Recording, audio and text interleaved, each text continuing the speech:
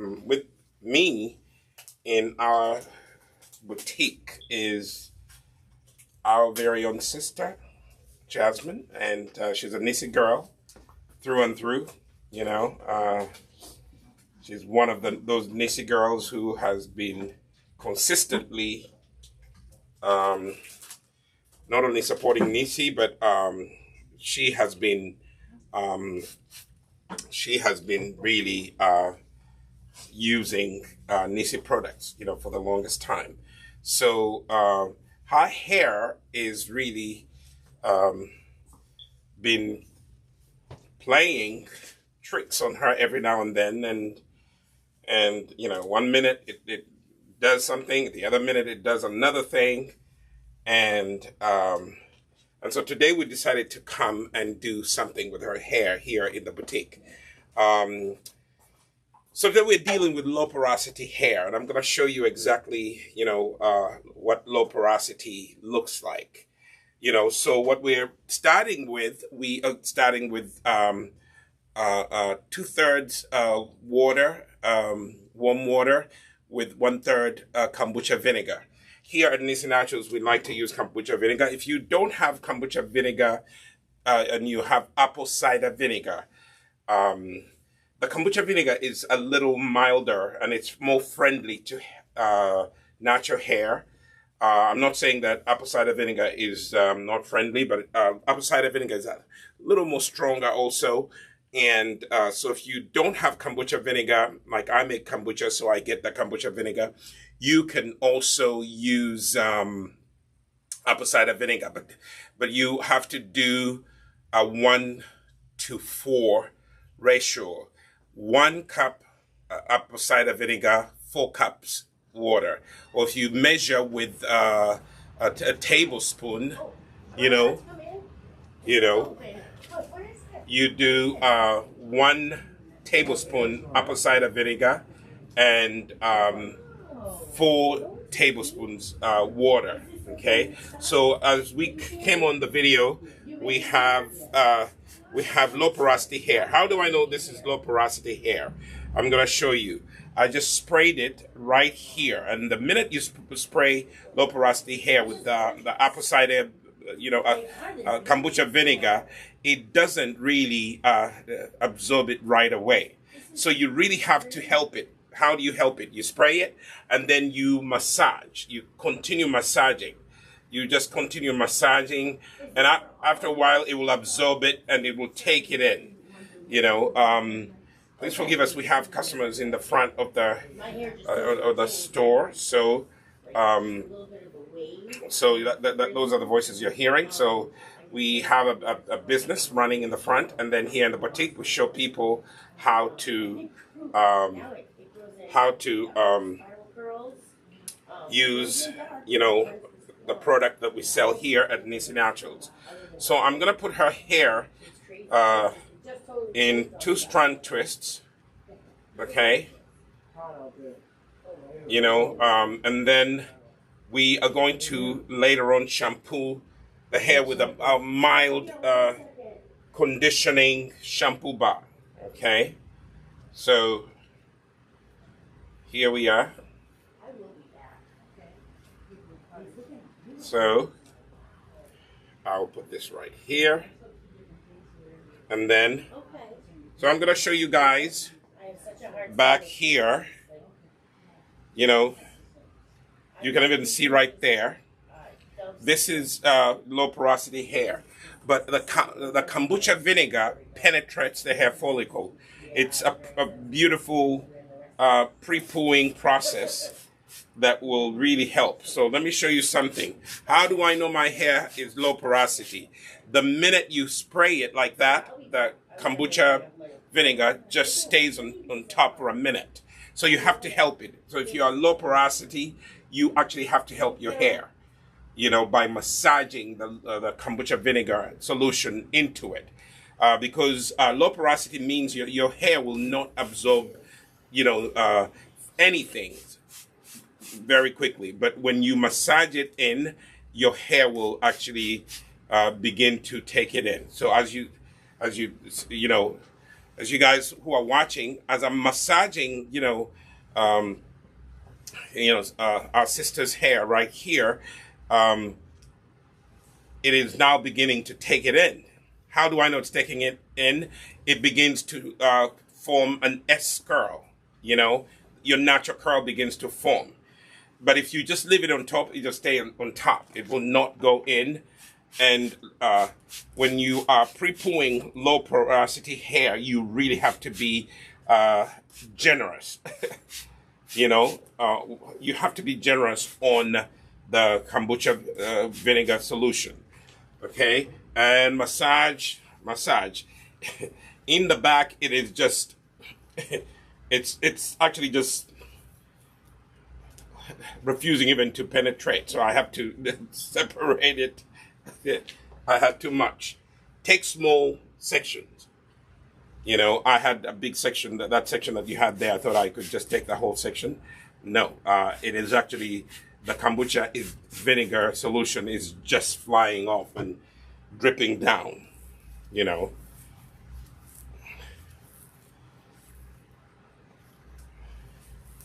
See that? So we have to really finger detangle, massage and help the kombucha vinegar solution to penetrate, It's getting there, it's getting there. You just have to, with low porosity hair, you just have to be patient, okay? Yeah, I can feel the difference. Like, I don't know if you see, but I can feel how it's accepting it a little bit easier. Right. Yeah. Right. So, but could you tilt your head right there? We haven't even touched this, but if I sprayed, you see the bubbles of water just stay on top? That is low porosity hair. Okay. And low porosity hair can be tricky to take care of. Everything that you've been talking about, how certain things, like low porosity hair does not like clays, that much, for some reason, I've noticed that people with low porosity hair, bentonite clay doesn't really do them good. Okay. I don't know why. I think what the bentonite clay just does, it just sucks even the little moisture that they have, and it just takes it out. I'm still doing research on that. Okay, now starting to respond well, just this section. So let me just put this on the side. Take the one that I had back here. Wow.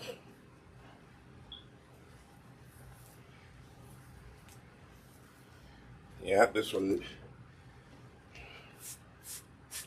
Now, you and high porosity hair, high porosity will just suck it up, like you have not put anything. Mm-hmm. It will disappear. As soon as you put it on, it just sucks it up. That's high porosity. Mm-hmm. Medium porosity hair does,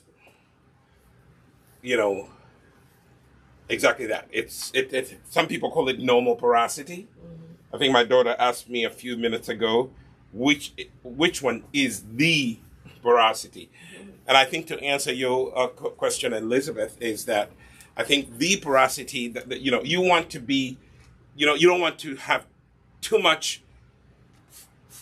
You don't want to be on the other side of the spectrum, high porosity, But if that's what you have, you just have to know what to do with it. Right. Here I know that I have to help low porosity. I have to massage the hair follicle over and over again, and then it will open up and take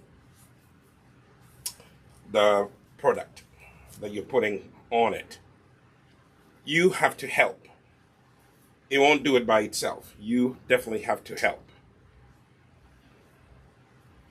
But what we're doing here, we're using the kombucha vinegar solution to help lift off any product that may be on your hair, but also to help later on. It's going to help when we shampoo it and apply, the product that we're going to apply to your hair. It will be actually easier. It will, the kombucha vinegar solution helps, and it allows the hair to absorb whatever you're putting on it. Why? Because it actually lifts any dirt. Okay, so we're going to go in the back here. And, those of you who are just joining us, we are pre-pooing low porosity hair with kombucha solution. 1/3 kombucha, 2/3 water.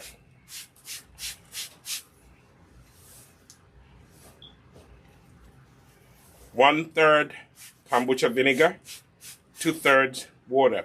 When those of you who buy kombucha, if your kombucha kind of becomes too vinegary and you can't really drink it, it tastes like vinegar when you drink it, don't throw it out. Put it in a bottle. By the way, it can stay for a year. So even 2 years, kombucha vinegar can stay for 2 years or more. Wow, I like how the back is even softer. Wow. When you say kombucha vinegar, yes, is that just the full name of kombucha, or is it a different thing? Like when kombucha is past drinking, its drinking stage, like you drink it and it tastes like vinegary, that has now crossed over into kombucha vinegar. Okay. You can use it to do salad dressings. You can use it to clean your kitchen counters. You can use it. It is very good for hair, for pre-pooing like we're doing right now. Oh my goodness. Ooh. Yo, look at this. Look at the S-curl. Your hair is so interesting, Sister Jasmine. The back is so curly. The front is medium curly. The sides don't curl as much, but they are wavy. So that tells me that you actually have some type 3C hair, some 4A hair, 4B hair. I have a combination hair. Yes, you have combination hair. Let me do some more back here. I just put the kombucha vinegar on the hair back here and immediately it curled. Very interesting. Hair is a very interesting thing. Very interesting. And another little bit of history for my hair. When I transitioned over 22 years ago from perming my hair in college, the first part of my hair that I cut was the back. Okay. So the back has been natural the longest. And I have to say, I normally don't have problems with the back of my hair.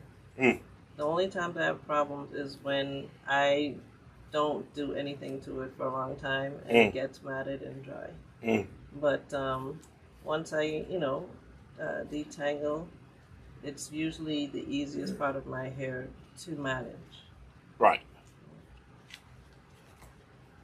So those of you who are watching, you heard Sister Jasmine says when she transitioned from permed hair, the first part of her hair that she cut was the back. Okay. And then later on she did the front end, and that makes a difference. So right now, the back responds actually better than any other part of your hair. And she has a lot of hair, y'all. she has a lot of hair. So this is for someone who has low porosity you have long hair, okay, and she doesn't have just a lot. She has thick hair, beautiful African hair, okay. So some of the things that you got, honey, you were talking about, some things. So these conversations that we've been having on hair. Mm-hmm. So you said you noticed that what? Now I'm saying my hair is high porosity Mm. because I did so much damage to it. It was just very damaged. Oh yes. Especially when I started going natural. Right. And so, as you said, my hair would soak up product, but then it was as if I didn't put anything on it. It would look like you just nothing was applied to your hair. Right. Now you see high porosity. That's what it does. People might think that this person doesn't even put anything on their hair. Right. It drinks it up and doesn't even give results. So after I went natural, then I discovered, as you know, that the back of my hair is a different hair type Right. than the front of my hair. Right. And so, once I stopped using the heat and the relaxers and things, my hair responds better to products. I even understand now, when I was relaxing my hair, why products wouldn't just, my hair was just always dry, Even when you relax your hair. Yeah, even when I would put products on. So you always had high porosity hair? I think, my hair was treated since I was the age of 8. Oh my goodness. That's older than me. Which is the opposite for your daughter. Yeah. Our daughter, the damage we did to our daughter was holding her hands and forcing heat. Yeah. On her. We've never subjected it to chemical. Yeah, I've had chemicals in my hair since I was 8. First it was a relaxer, then it was the Jerry curl. Right. Then after that was back to the relaxer. Right. Keeping my hair short, just continually relax it, continually heat. Even when it wasn't relaxed, I was adding heat to it every day. Wow. And I don't think that helped with the products either, because I would put the products on and then I would apply heat. So my hair had a lot of damage. I didn't do a big chop. I did a slow, gradual cutting, of my hair, of letting it grow and then trimming and things like that. And so now it's better, but it's just, for me, I realize that the back of my hair is a completely different hair type than the top of my hair. So the back of my hair needs a lot more work. More, especially making sure. But some of that is, like, with my hand, it's just easier. I think sometimes I just don't spray enough in the back, because it's just easier to spray on the sides and the top. And you just completely miss the back. And it's so good that you're saying that, because people need to hear these conversations. Sometimes, because for us we have found a way of taking care of hair, I assume that everybody knows what we know. Okay. I just assume that, I think everybody knows this. This is common knowledge. But that's not the case. It's not common knowledge. People simply don't know what to do. Even those who know what to do for a minute, their hair may start presenting, new problems that they have not experienced before. Right.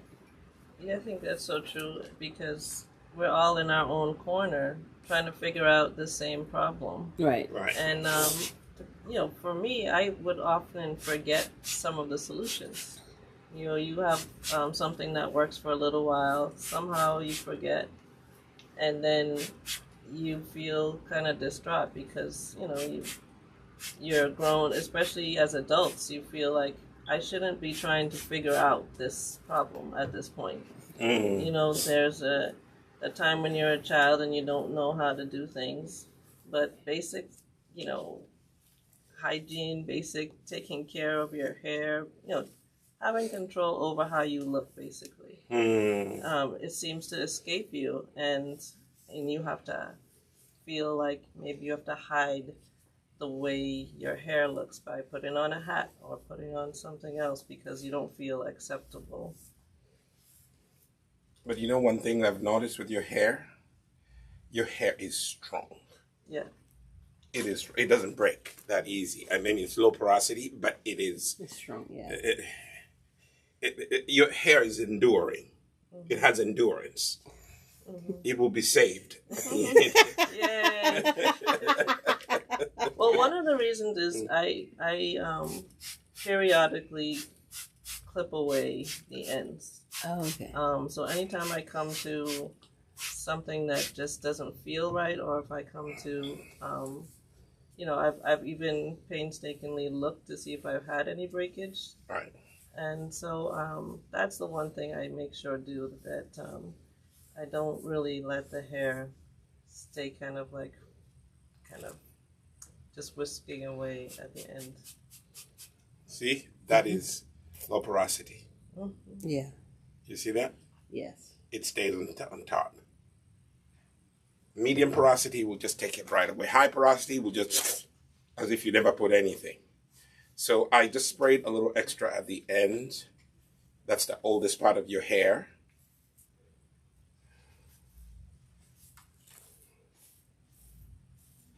You see that? Mm-hmm. And help it. You just have to help it. Anyway, those of you who are just joining us, we are pre-pooing low porosity hair. This is our sister Jasmine. You've probably seen her pictures on. I always tell her pose. Let me tell. Oh my goodness, your hair looks nice. And then I put those on the Nisi page, and she's a Nisi girl. She's not only a Nisi girl, as in, her family really supports the business of Nisi Naturals, but she actually uses the product consistently,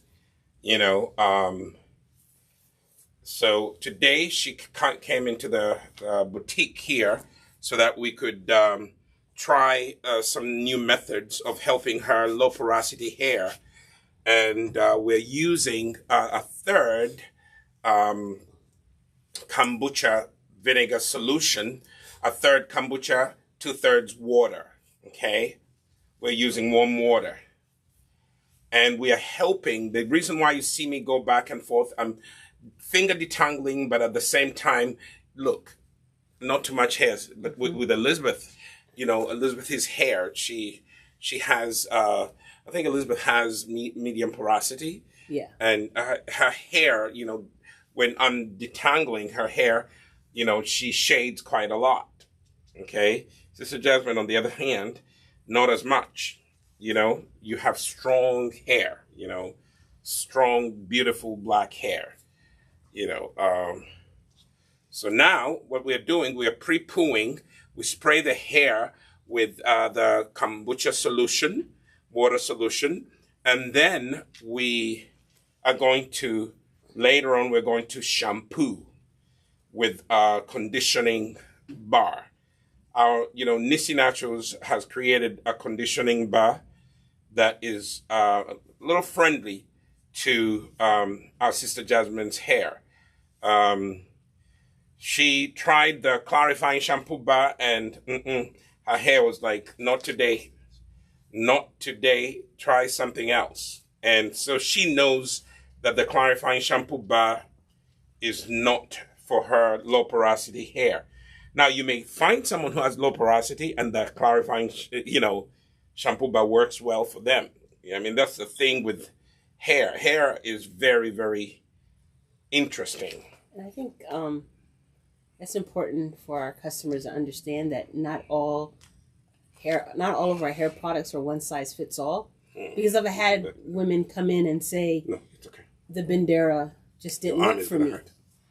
Right. Or the shea cream was too heavy, or different things. And I think what's important, like Sister Jasmine has done, is just you keep looking for the product that works for your hair. Mm-hmm. Because what works for my hair may not work for her hair. Mm-hmm. What works for Elizabeth's hair may not work. I mean, just like when we did the Flexi Crawl on Elizabeth's hair last week, and we found that her hair loves the pomade more than it does the Flexi Crawl. Yeah. So it's just, you know, her hair looked good at the beginning. Yeah. But within a short while, it dried up. Right. You know, so today we're going to try the Flexicra and see how it works. We have a new Flexicra and we have a secret ingredient in it. And I think it will help your low porosity hair. The secret ingredient, we can't say it on camera because people have copycats. You know, they might try to use it the wrong way and then they come back and say, well, you told us this is what we should use, but we have measured a very careful amount of that secret ingredient.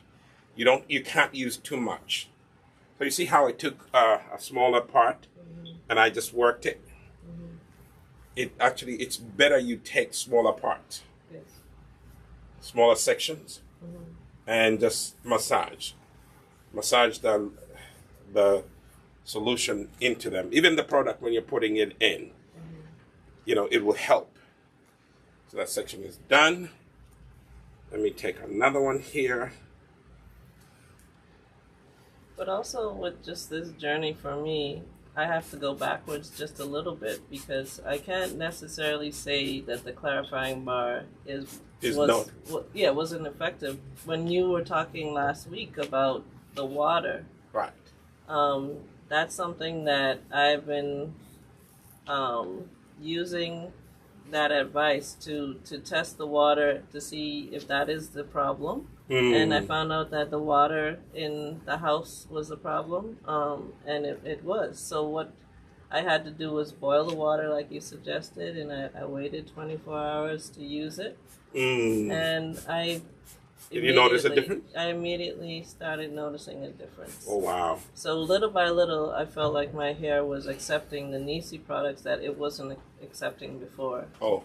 You know, the porosity was maybe even lower. I guess there's different levels of low porosity because before the product would just sit on the hair and not be useful at all.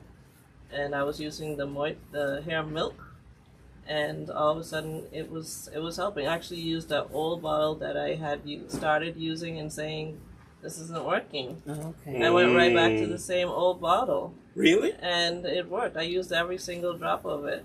Wow. And so I had to buy more. You hear that, people?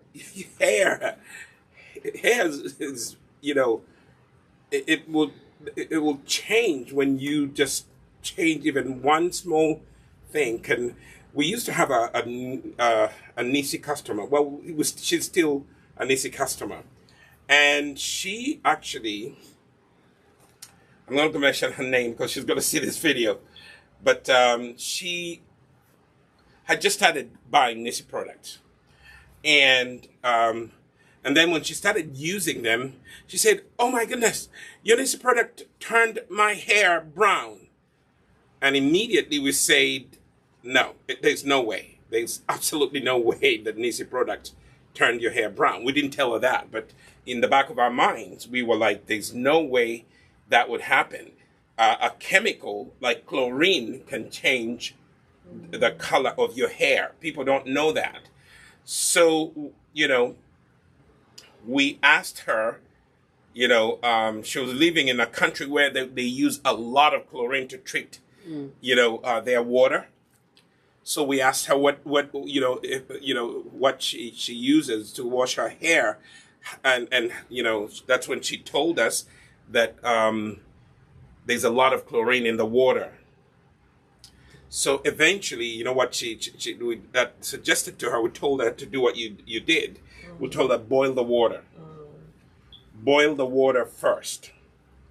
If you boil the water and let it stay for 24 hours, it will actually make a difference. Because when you boil the water and you let it sit, some of the, you know, hard, you know, excessive, you know, chemicals that are in there, they will evaporate. Okay? And it will then become a little, softer water to use. And the pH actually becomes really even better when you boil the water and let it sit for 24 hours. So, when she took our advice, guess what? She was able to see a difference. Her hair went from being brown to back to the dark jet black color that it was supposed to be.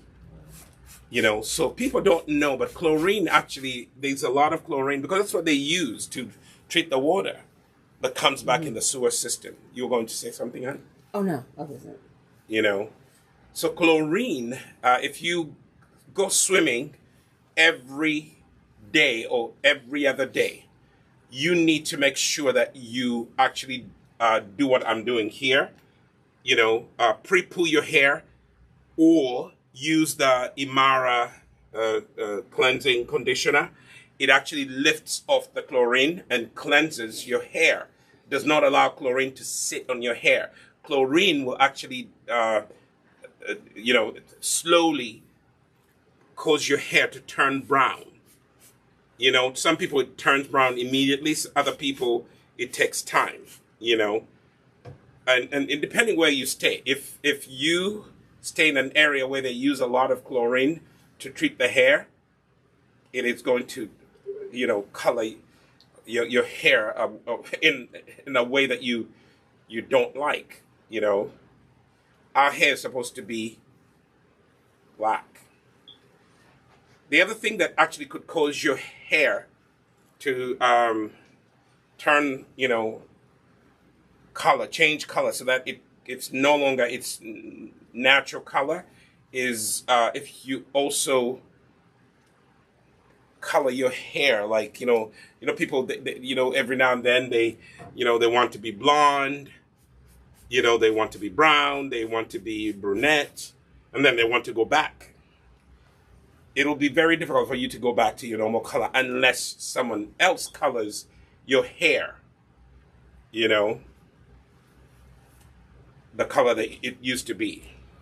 So coloring hair, does change things for you. So you have to be very careful when you are coloring your hair. Be very careful. Just know that it's going to change the quality of your hair, especially in terms of color. Its original color will no longer be available. Right. And I think understanding too what the colors are doing, because people bleach, they want to be blonde, but that's literally bleaching your hair because they're using whether they're using hydrogen peroxide or something that bleaches the hair, and and then even some of the colors that are used by the salon. You do your research and know what's being put in those those things, because we found that even henna. There's companies that say it's henna, but when you read the ingredients, there's 12 more ingredients. They have chemicals in there. Yes. So just like the food that we eat, it's always 100% juice, but they don't tell you that they also have sugar in it. So. Yeah. Or high, sometimes it's not even sugar, cane sugar. It's high fructose. High fructose. Which is a little stronger.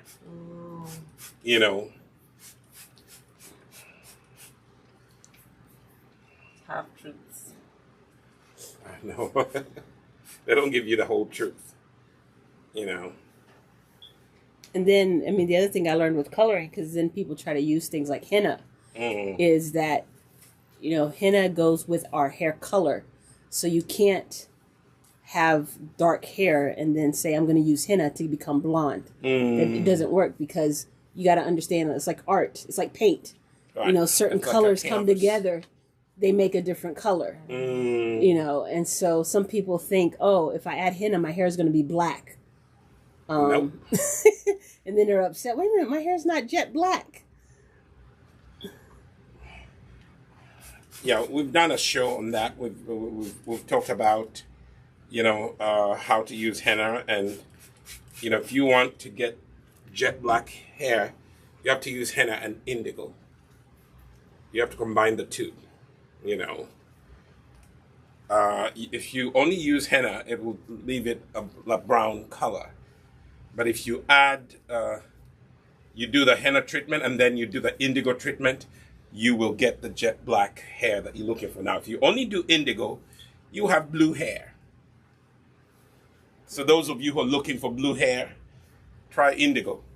You know, I have a student in my class. He used Kool-Aid, blue Kool-Aid, and his hair was blue, like, you know, that dustpan. You know, he looked like, you know, what's this movie where the aliens are blue? Oh. Avatar. Yeah, he looked like a blue avatar.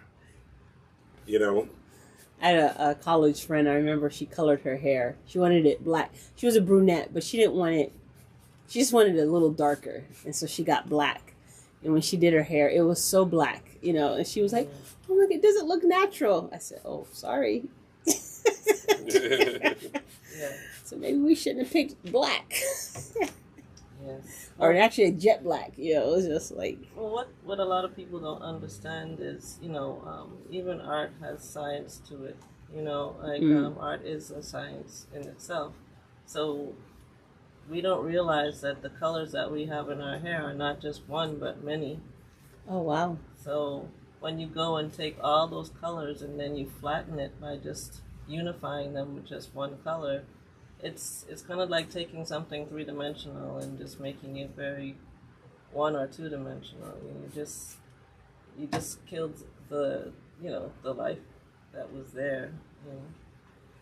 Speaking of art being a science in itself, this is a side story. It has nothing to do with hair, but you talked about art and science. So this week in Uganda, the government said that it's going to start paying science teachers more money than art teachers, fine art teachers. Teachers who teach the arts are going to get less pay. Teachers who teach sciences are going to get double pay, or more pay, if you will. So I looked at that and I was like, that's ridiculous. These people don't know that, you know, education requires both the arts and the sciences, you know, and even some of the so-called arts, they are sciences. You know, music is a science, you know, the science of sound, you know, and how sounds work. You have to. So I was shaking my head. I was like, you know what? You know, it's so interesting that people are ill-informed about education and they do things based on someone who doesn't know anything about education telling them, oh, this is what needs to be done. We need more scientists. You know, you can't do that. Right. But it's the same thing with agriculture.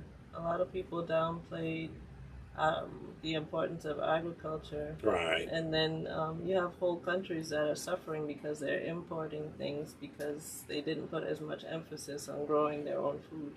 Right. So we're now almost approaching the end. This is the last one, and then we go to shampoo. Those of you who are staying on, thank you for staying on. And if you're wondering what we're doing, we're just having conversations around hair, and we are talking about mostly low porosity hair. Our sister Jasmine here has low porosity hair, and we are using kombucha vinegar solution to lift, you know, any product off of her hair. That way, low porosity hair can absorb a little more than it usually absorbs. So that's why we're doing this pre-pooing process. You know, we mixed a solution, and that's what I'm spraying on her hair. But also what I'm doing here, as I spray the solution on, I am actually, I am also helping the solution penetrate and lift any dirt off of her hair. And I'm going back and forth.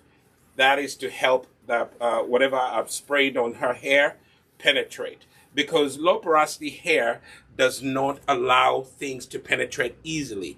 So what do we do? Is that a bad thing? Well, it's not necessarily a bad thing. You just have to help it. You know, you have to help low porosity hair by massaging the product that you're putting on it. You know, keep massaging. A person who has high porosity does not have to work as much. As a matter of fact, their hair just absorbs everything so quickly. A person who has low porosity, everything stays on top for a while. And most people say, oh, well, it doesn't really seem to penetrate. Well, okay, help it. Do what I'm doing here. Massage the kombucha solution in. And you are going to see when I go back and forth like this, it actually penetrates. How do I know it's penetrating? The hair begins to form the S curl. Okay, so low porosity hair has to be helped in terms of massaging the product. Okay, and then, you know, one thing that you're going to find if you have low porosity, you know, because most of like the solution will drip off the hair at the beginning, and it will look like you're using too much, and indeed you are using a lot, because like this whole bottle, you know, for our medium porosity person, the bottle will be halfway, and then we'll be done for a medium porosity person. Low porosity person, high porosity people, you use up the whole bottle almost. You know, but I like how the hair is responding immediately. As soon as you spray it, it just softens up, and it's more manageable. But you have to help it, like so. Okay. And it's amazing because softening, I mean, I would love to have like a microscope to see what is actually happening with the softening process. Right. You know, that's what we're all really looking, we call that manageability. You know, we just slap that whole word on there. Right. So we're putting Sister Jasmine's hair in a loose 2-strand twist, just to help us manage the hair. You know, she came in, you know, she had divided her hair into sections, which actually also helps, you know. So that's what we've done. We have pre-pooed, and then now we're going to wash it, you know. So you ready? Mm-hmm. So we are going to go on to start doing the shampooing. We're going to shampoo her hair because you don't leave the kombucha vinegar on your hair. Otherwise, you will smell like a salad dressing that comes this way. Oh, you're going to stand over there? Okay, good, good.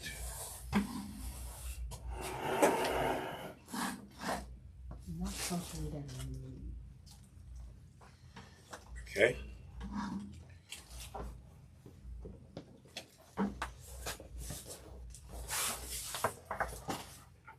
So, if you could push, no, okay. Backwards. Come backwards. You push backwards so the chair can recline. I'll get up. No, you're fine. No. Oh, you just lean back. Lean backwards. Yeah. Oh, there we go. All right. So push back, lean back. Oh, Lord. Okay. So my wife is going to come, and she's going to do this second part of shampooing the hair. And we're going to continue the conversation. And then later I'm going to come and apply, you know, the FlexiCra gel to see how it works with low porosity hair. This is going to be the first time that Sister Jasmine, actually, the first time that she, what are you looking for? Are you comfortable? Mm-hmm. Oh, okay. Yeah, so this is the first time that she's going to be applying the FlexiCra, which is the flaxseed and okra gel with our secret ingredient that we just added. There. I'll start with the back.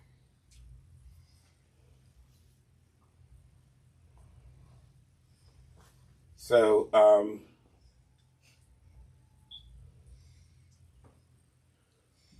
Beautiful hair. isn't it?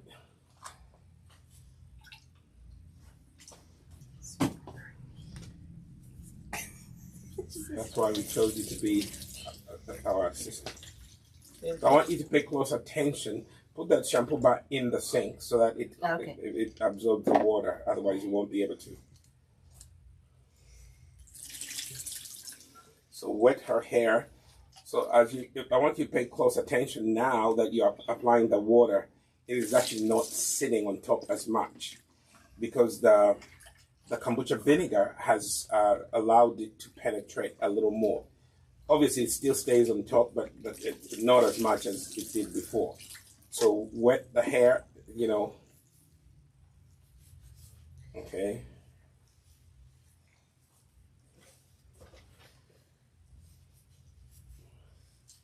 So right now what we're doing, we are using a shampoo bar. You can show them the shampoo bar. That is a conditioning bar. This particular one has a very mild kaolin clay. You see how the hair is really responding? You know. So if you have low porosity hair, it's not a death sentence.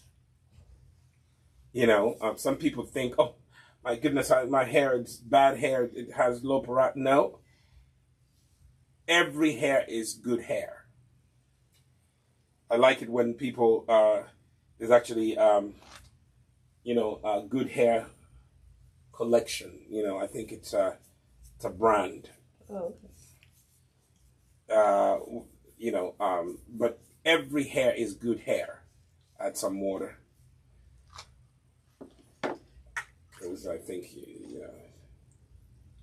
Lean back. I'll get your t-shirt wet. That's the other thing I forgot to tell you. Clean a t-shirt to change it. that's all right. I go outside for about 10 minutes and then I'll be You'll be dry. dry. It's so hot outside. Mm.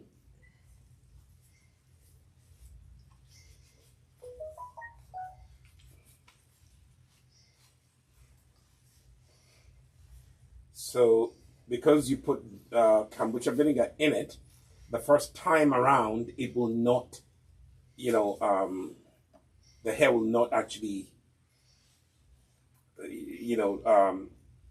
show any suds or what do you call it? Bubbles? Hmm? The bubbles? The bubbles will not come out at the first time, So you have to,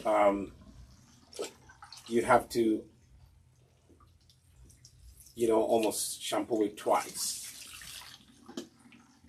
When you're shampooing, as we said last week, keep an eye on the water. Is the water clean? That's how you tell that the hair is doing, and the scalp are clean.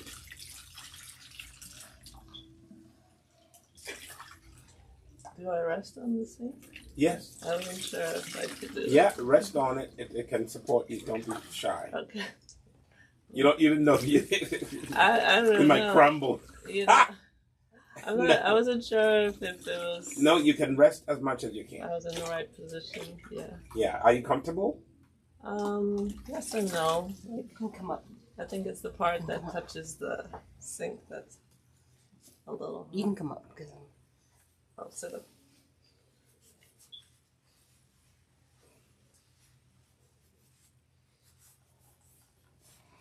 Yeah, I think. You see now it's starting to, to form. You see how it's forming now? yes. A little more. Now you just washed off that kombucha.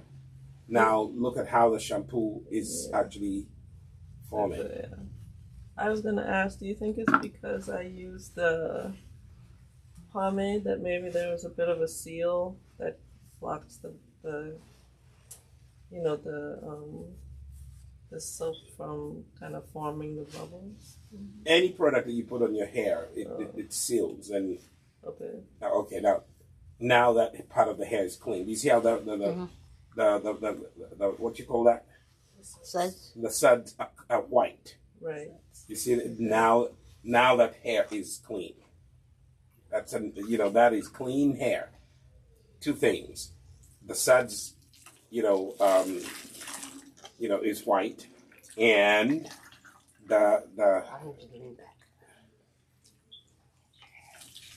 the water is going to also after you rinse out all the suds, the water is going to be. I think she's leaning back too much. Oh, I don't know what to do. It's been a while. Because she has long hair, you won't reach the bottom part of that hair. You can come up a little bit. I apologize to get your shirt wet. That's right. Is the water clean now? Starting to be clean? It's getting there. You'll have some suds in the back here.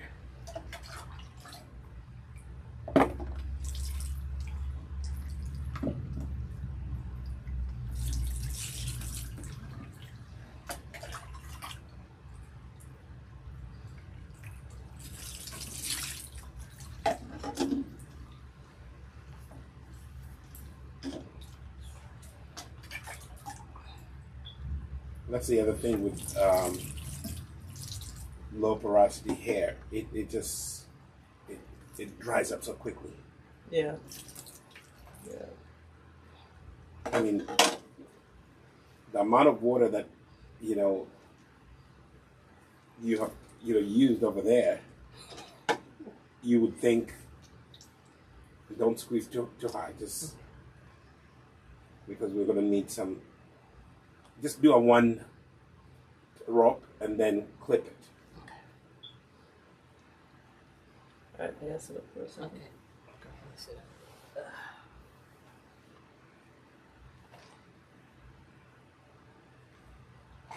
And clip it in place. Oh, yeah, put behind you. That's all right. Mhm. You have a couple clips next to you. Yeah, but I still need to do this part of your hair. This two sections. So I didn't want to take this clip out. No, I mean behind you on your tray. On my tray? Oh, okay, thank you.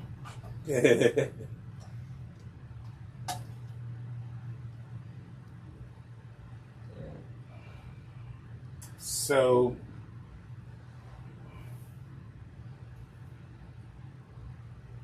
You still need a break? Ooh.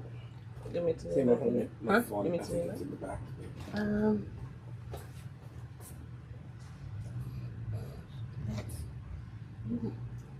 That's going right there. That's okay.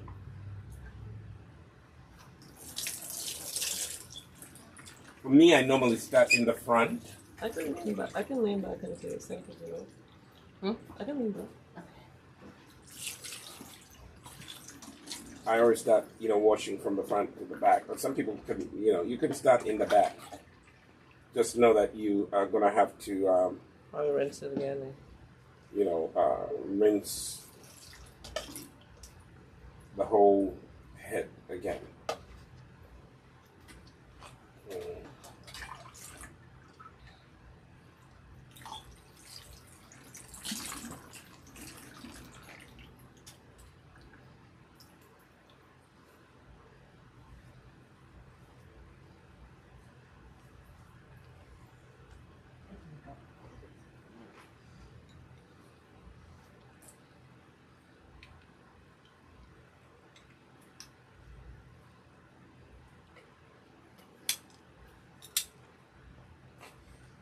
Let me know if you need me to step in and help you. So looks like you're handling the business pretty well. Mm-hmm.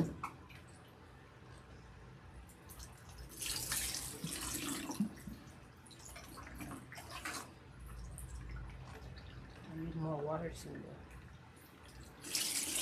Our studio assistants, we need water. I think if you get another bucket, fill it up with water and bring it. warm water. Hair's so soft. Thanks. Mr. Jasmine's hair is so soft. Yeah, thanks to you guys before. It's just like, eh. Yeah, the pre-poo, the pre-poo with kombucha vinegar solution, it really helps. It does help.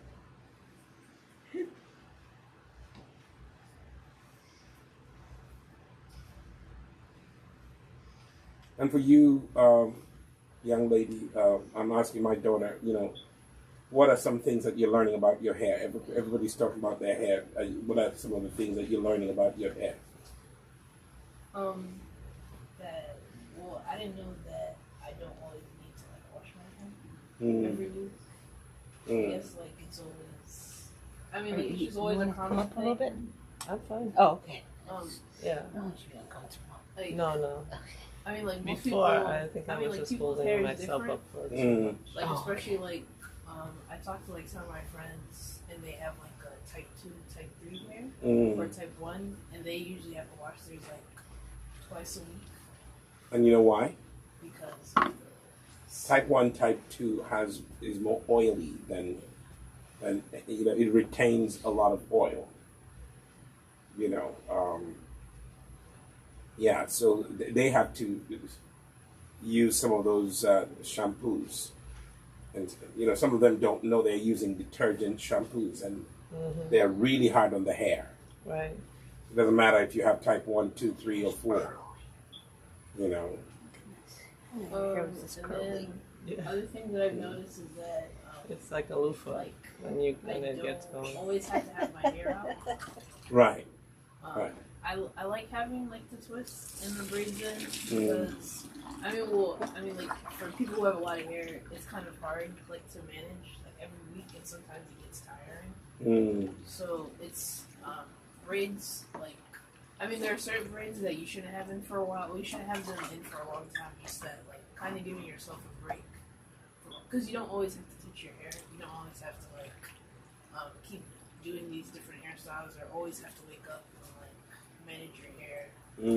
I mean, like you can still moisturize it. It's good to moisturize your hair every day, but like not having to like detangle it, wash it, like some other people do. Like, people like will get up. You need help? People get up in the morning and wash their hair every day, but I feel like I don't have to because that's just my hair. Well, hair doesn't have to be washed every day, because you are subjecting it to too much hardness. Plus, if you overwash the hair, you lose the sebum that it needs. Wow, look at that. I've also noticed that my hair is growing a lot, especially in the front area. It's what? It's grown a lot in the front area. Thank you. One, because I don't put my hair I'll just switch out. Right. anymore as much. The pineapple, you don't do the pineapple. I don't really like to do it because just like how my hair feels after I take out the pineapple, it's just like it's all entangled. And having to detangle. I like having my hair in like sections. It makes it easier to detangle, right? Yeah.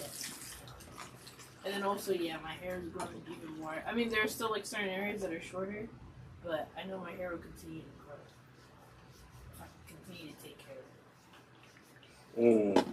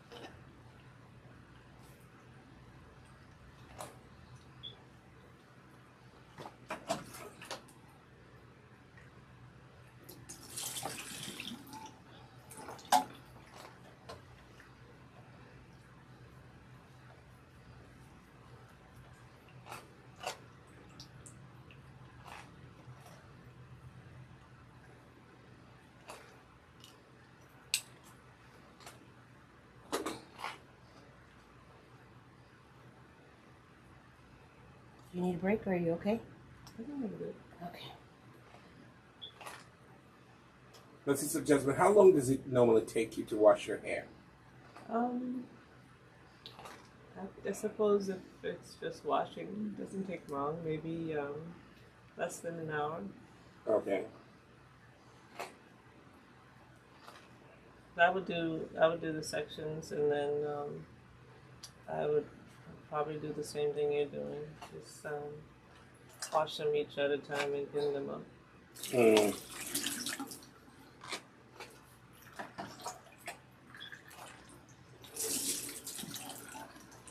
So here, at the boutique, we do have, a portable sink.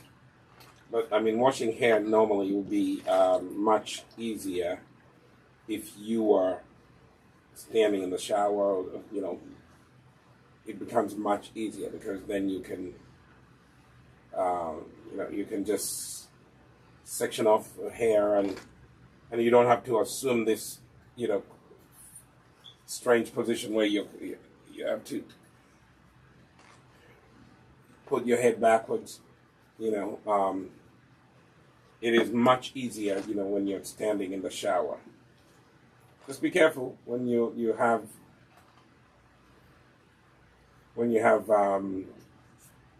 shampoo. You don't want to slide in the bathroom and fall. So true.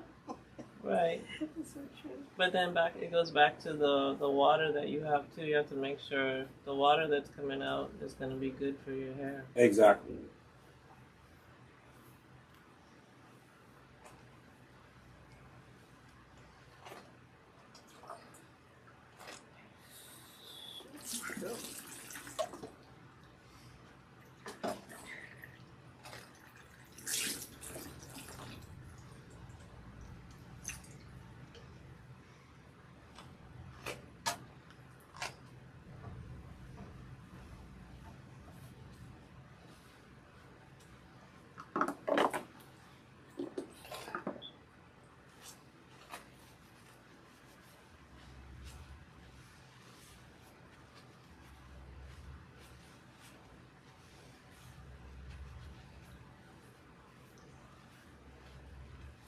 You doing okay? Mm-hmm. Okay. Just want to check. Almost there.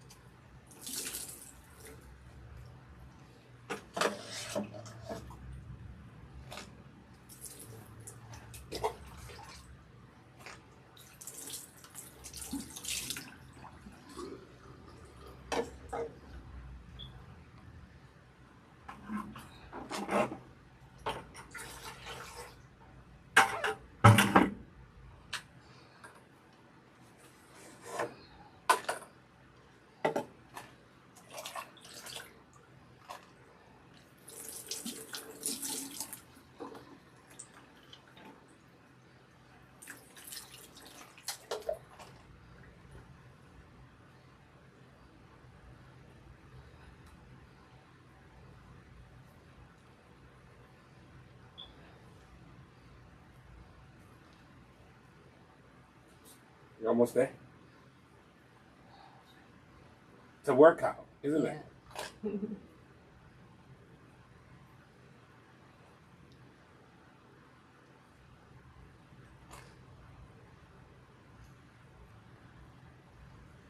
This is the last part? No, I still have the back. I want to do the top. I still have this side on the back. I thought you did the back first. I only did one section when you said that. I just went ahead and started doing the top.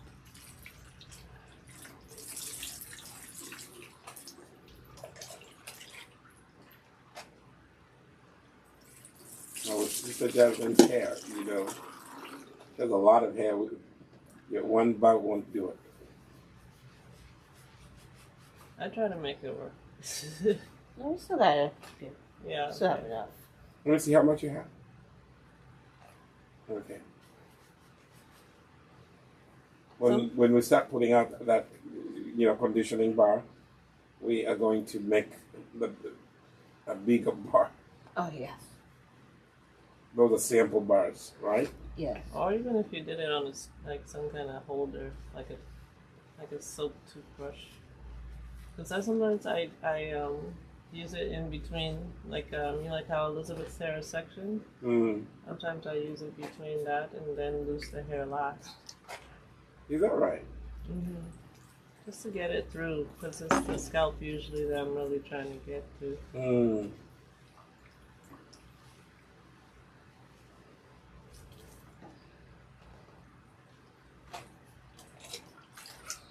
Yeah, because we have the portable sink here. It is a workout.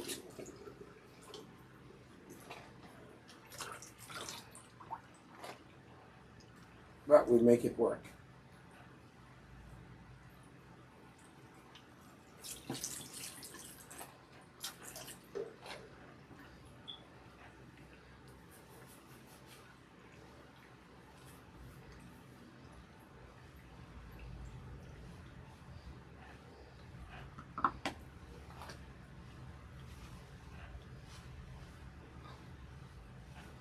Now you're talking.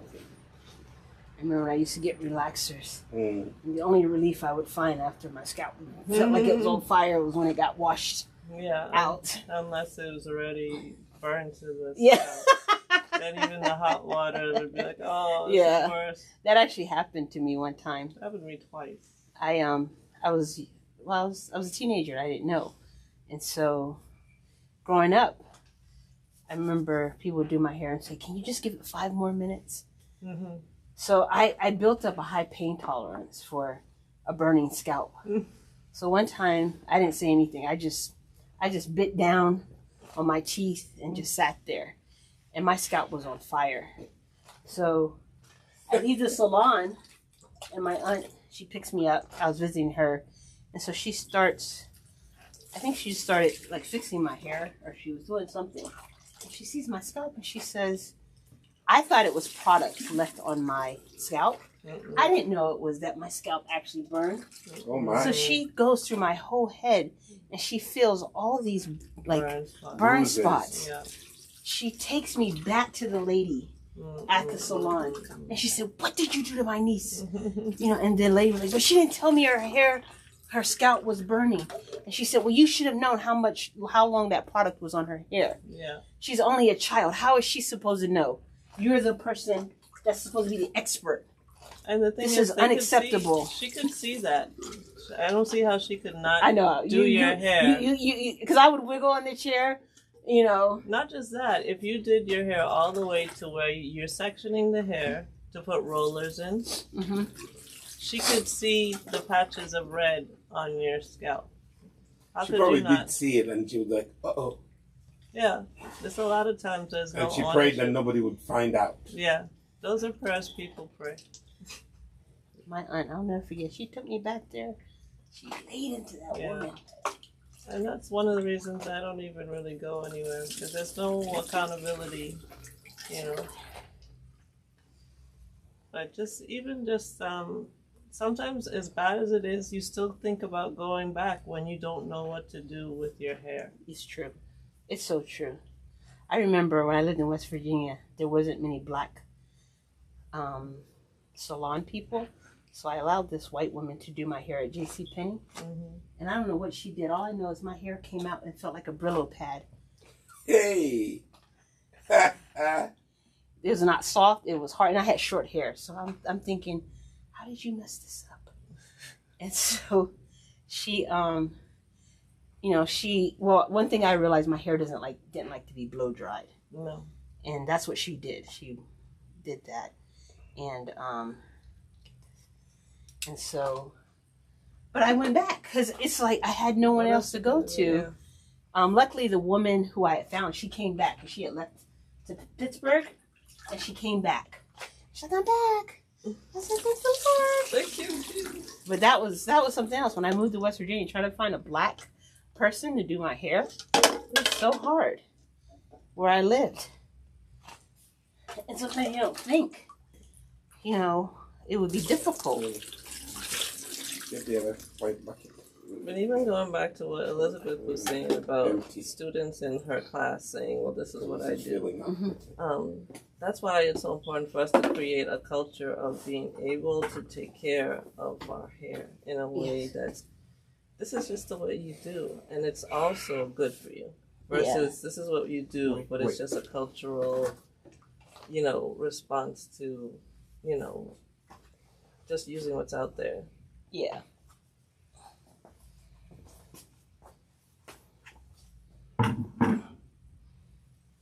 Oh, wow. Okay. Go get that. And sometimes perms are just a cultural thing. You grow up getting braids. Those white. You have this beautiful little hair. But for some reason, at some point, it's more acceptable for you otherwise to have the little one will hair. stay here forever. And That one up there. I don't know about you, Jazz, but I mean, when I used to get my hair You're done right. all the time, You once just I turn. found a person who could do my hair nicely, No, up. I didn't need that person. No. There was a lady I would drive an hour because when I moved to the DC area, I still drove back to Baltimore to see her. But she was really sweet because she would say, she's like, I gotta get to work. Anna's coming. And she's driving all the way from the DC area to see me. And so she would, she actually worked at the hair cuttery. But she did. And then she was nice because she said to me, she said, I'm supposed to charge you for everything that I do. And she said, I just don't think that's fair. She said, I just charge you for the relaxer. I don't think it's fair. I charge you for the relaxer, the shampoo, The water. Yeah, and the hair dryer and the styling. And the air. She just said everything should just be included in the price of the perm. So I stayed with her until I moved. You need to sit up for a minute? Yeah. Go ahead, because these gentlemen are emptying the water. Thank you, guys. I'm almost done. This last section.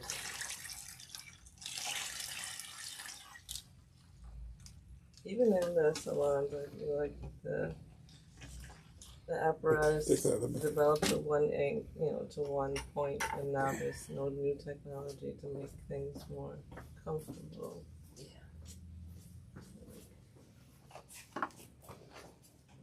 Is that the last section? Yes.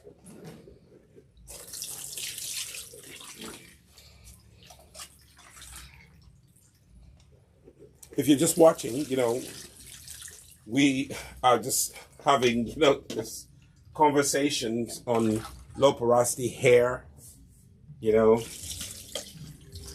Every hair needs care, but low porosity hair, has its own way of, care that's a little different.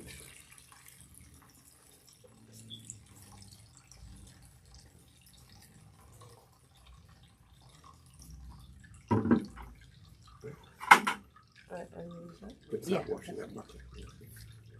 Because I don't think we're going to need it. I'm washing your hair. Lucy, could you get me this? I get tired. Well, not that my hair as much, but doing my it's more fun to do other people's hair. Yeah.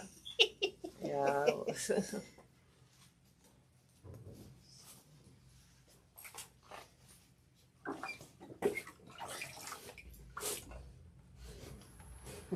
Remember in Uganda, you would have to bend over a bucket. Yeah. On your knees. Yeah. In Uganda, outside. Right. So Maria would always do my hair, so it was helpful. I didn't have to do it myself.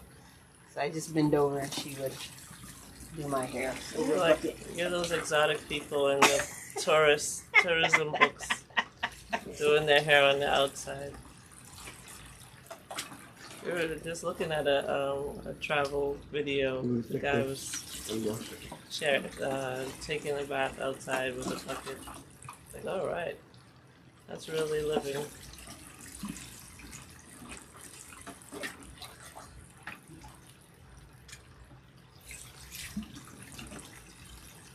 And another guy was pouring the water on. Okay. Very intimate. The only time it was like a lot of work was the Bandera. You gotta keep rinsing until all the Bandera was out.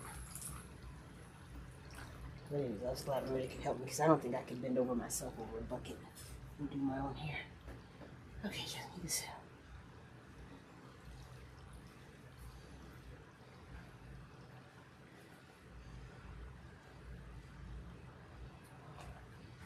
So again, with the low porosity hair, now we've just finished shampooing the hair. Sister Jasmine has a lot of hair, so we have to do it in sections. It's more manageable to do your hair in sections if you have a lot of hair. Same, we got microfiber towels.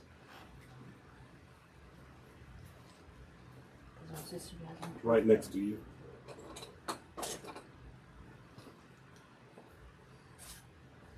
Thank you for being such a great customer. Thank you. Client. Yes. All right.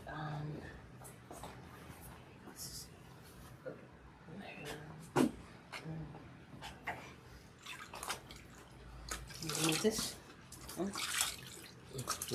Need to move this out of your way. Yes. I have some clay on mine. Hey. You have to go the other way. There's water. So take it on the other side.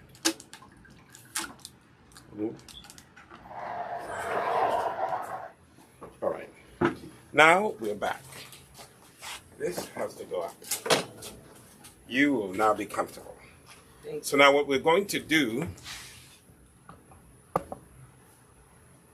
I just feel the camera is pointing a different way. So we are now going to take sections of the hair. I need what you call it, the comb, the rat tail comb.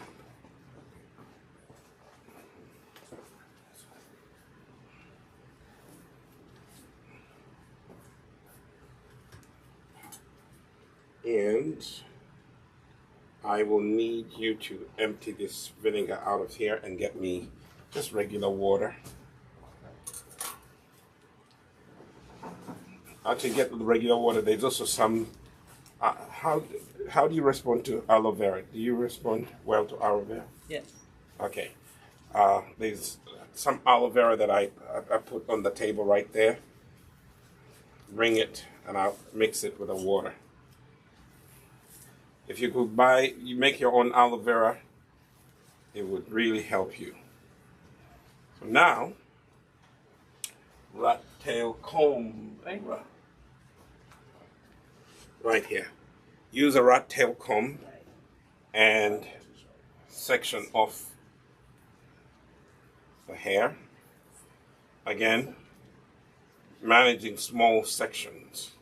I don't know how, Sister Jasmine, you divide your hair, but I'm going to do how I do it. Mm-hmm. So, Jasmine, does your daughter have the same hair type as you, or is her hair different?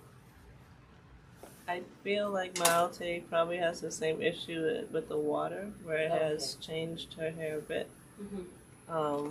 But it's not the same. It's not the same. Oh, okay.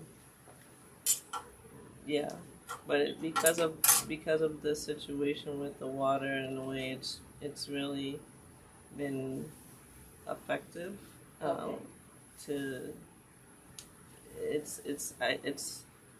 It's unrecognizable. Oh. What's been happening is as we try to add moisture and finger comb, it is curling up at such a fast rate that it's hard. It's like fighting a fire. Oh, okay. I try small sections, but when I started using the clean, the boiled water that had been. Where's the aloe vera? You want the actual aloe vera? It was in a jar. Did you see the solution? when we started. I need the gel. So we're going to try the gel so that you have the first experience. When we started treating It's actually with the plastic water, gel. then it That started is the. responding much better. Okay. So I think it has a ways to go because I think it still needs nutrition, like Nutrients? Nutrients, yeah. But So it's what- better. So this is our FlexiCry that we used last week, but it has a secret ingredient, and that's how it looks like. Smells good. Okay, so let me go off camera. It is actually in a little plastic jar, the clear ones. Madam, the ones that you got from me from that place. It's, Oh, okay. it's a cloudy solution. You can see it. So let's see how your hair responds. Low porosity hair. How do you respond? And you know, we want you to kind of observe it and see, even after you go home, observe it and see how it responds.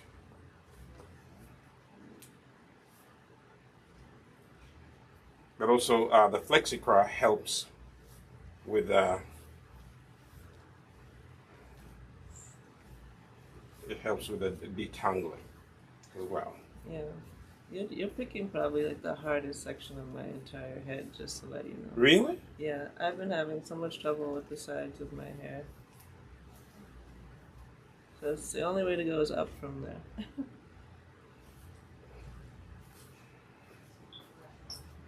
Is this it?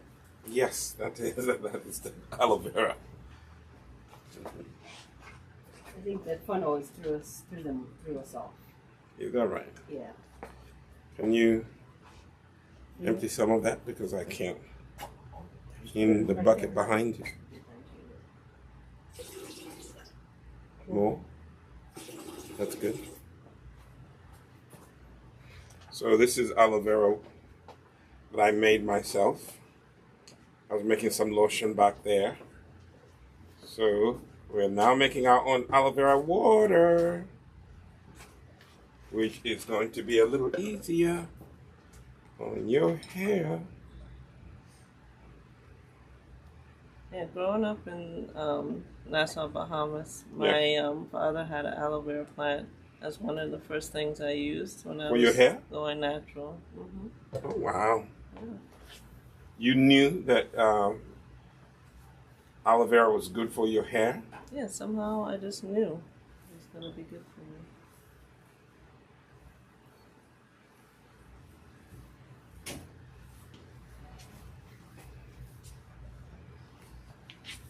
So massage, like I told you earlier, you see this? You see? This is low porosity hair, but it's also responding to the FlexiCry.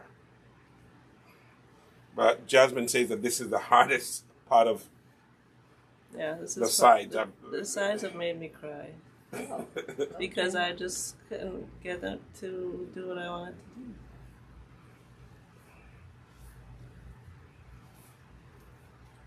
The interesting thing is that I put a lot of gel, but it's now being sucked up, so that's a good sign. Maybe I'm high porosity on the sides, Pastor. Maybe. Maybe.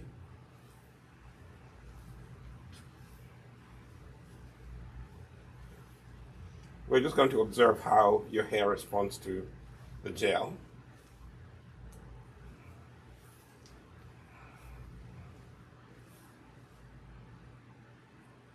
Let me have you look. That's good. It's starting to absorb it. Yeah, it feels like it's going from like the same process with the vinegar, the kombucha vinegar water solution. It takes a moment to kind of figure out, well, what is this? Right. And then it says, okay, I'll give it a try. I'm generous. It may look like it's staying on top, but it will probably be absorbed in a little bit. Now, the thing I wanted to know about the Flexicra? FlexiCraw, Mm-hmm. do you have to seal it? No. What I do, Sister Evelyn, is when I've used it, the next day when I untwist my hair, Mm-hmm. I take the water, Mm-hmm. a spray, and it sort of revitalizes the product. Okay. And so that's it's like water. The next day is your friend. So when you undo it, or if you leave the twist, and it's up to you. But the spraying it rehydrates the hair. Okay. And I find sometimes, I mean, if I use enough, like the time Pastor Andrew did my hair, I didn't need the next morning to add more FlexiCraw. I just used the spray bottle, Okay. and it just came back to life. Now, did you have to spray to untwist spray, or you untwisted all of your hair and just sprayed it? Because, well, here's the thing that was interesting. What happened is I noticed with the FlexiCraw, the twist, Mm-hmm. somehow it kept water in my hair. Right. So when I started to untwist some of them, there was still dampness. They're moist. Which I find folds. interesting because with all the other products I've used, that hasn't happened. And plus, he did my hair in the afternoon, and this was the next morning. Wow. So, but on that was sort of the center of my head. Mm-hmm. But around these, yeah, you may want to spray and then to loosen them. I don't know, Elizabeth, when you undid your hair, did you spray before you undid your hair? Do you spray last Sunday? Do you spray your twists while they're twisted and then untwist I mean, they're still them? wet. Okay. I, Oh, okay. Undid them. Well, that's because I kept them. You kept what? They were. Well, I tied them back and I put a cap on.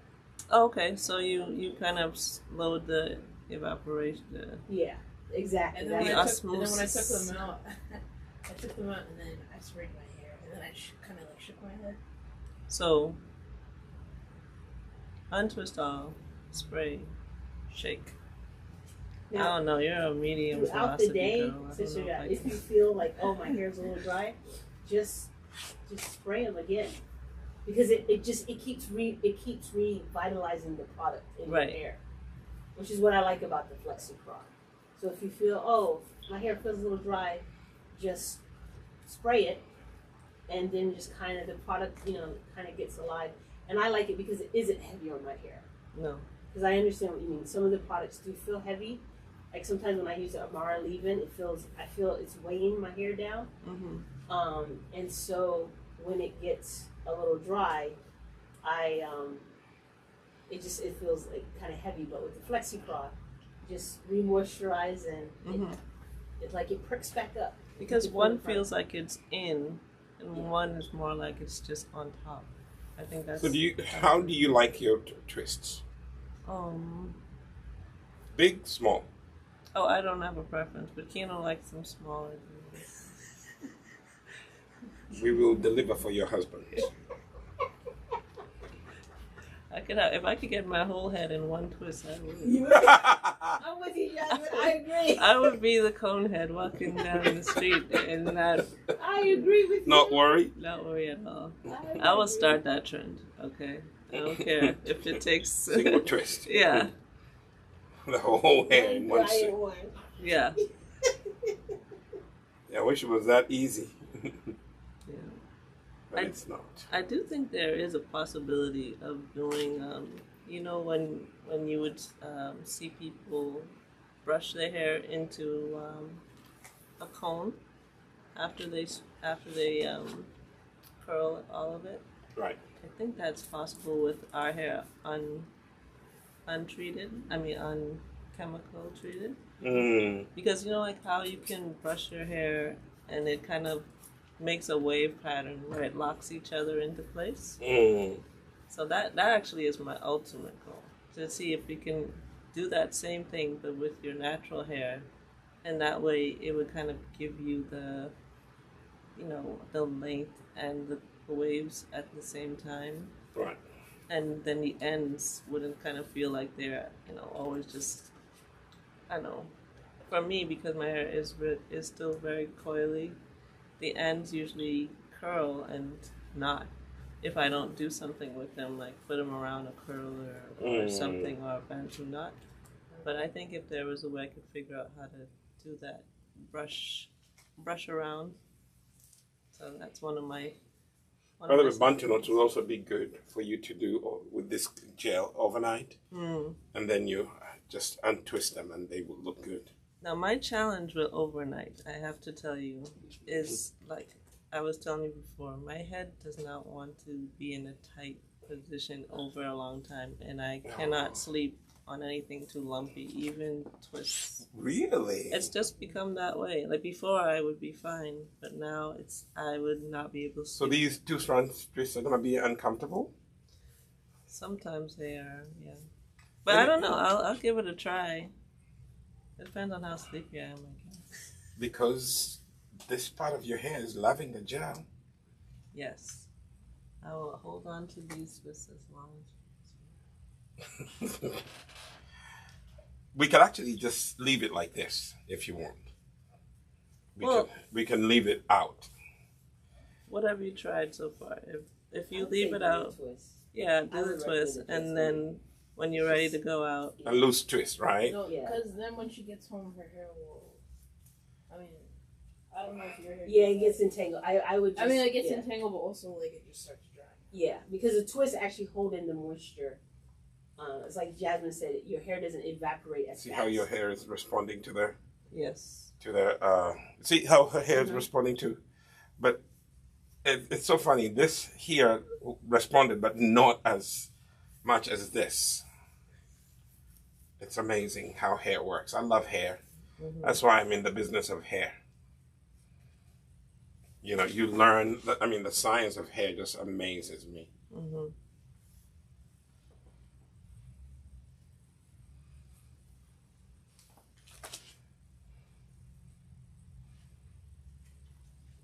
I also had a question about how much of what our hair is like, because I've heard people talk about eating a certain diet that helps their hair to grow a certain way. I mean, our hair, isn't it kind of just kind of the leaves of us as a tree to show what's going on inside? Right. Well, of course, yeah. What the diet that you eat also helps with your skin and your hair. You know, there's certain things that you will eat and they will help. They will help your. They will help your hair. You know, and there's certain things that you eat that will actually deter your hair growth.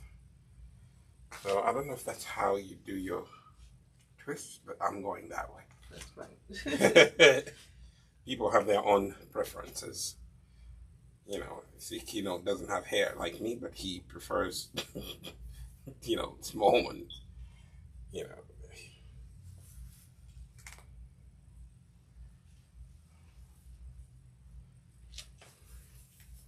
So, for those of you who are watching us, this is a long video, and it's purposely designed to show you the whole process of how to take care of, you know, hair. So the first thing you need to do, and I think we'll edit this video so that people don't have to wait. There are so many pauses in between because we're doing it as natural as possible. The conversation is also just unscripted. You know, we are just talking. So what I just sprayed in Sister Jasmine's hair is the aloe vera water. Okay? Aloe vera is very good for hair growth. It's also very good for introducing nutrients into your hair. And also because she has low porosity hair, I am finger detangling and massaging the solution to go in. And then I'm taking a generous amount of gel and applying it to her hair. Okay?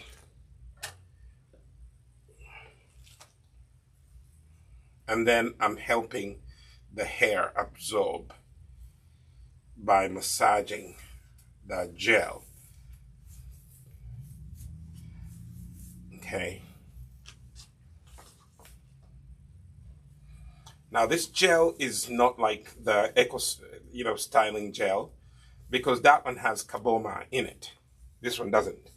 This one is all natural. It has flaxseed gel. It has aloe vera gel. It has okra gel. All of those are what we use to make this gel. And we have a secret ingredient that we put in there that is going to also help your hair to grow and also to stay as moist as possible. As you're applying it, you can detangle. But it looks like you do a good job detangling your hair, because I'm not overworking. Like Elizabeth's hair, you have to work overtime to detangle it. I think that's because, I mean, when you leave your twist in for the week, your hair, you move it, grow hair, and what I notice is the hair wraps around. Right. My hair might be more coarse than Elizabeth's. Yes. Also, yes, so kind of decided I'm going this direction. And yeah. So as long as it's moisturized, I don't usually have issues with it kind of holding hands too tight at the end. Right. So you take the gel and you massage it in. The gel also helps you to detangle. Finger detangling for me is the best. Comb detangling, it's okay, but we'll use a wide tooth comb. Okay.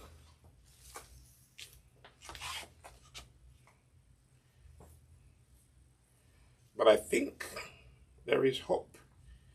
With your hair, it is actually responding well to the gel. I like what it's doing, that it's absorbing,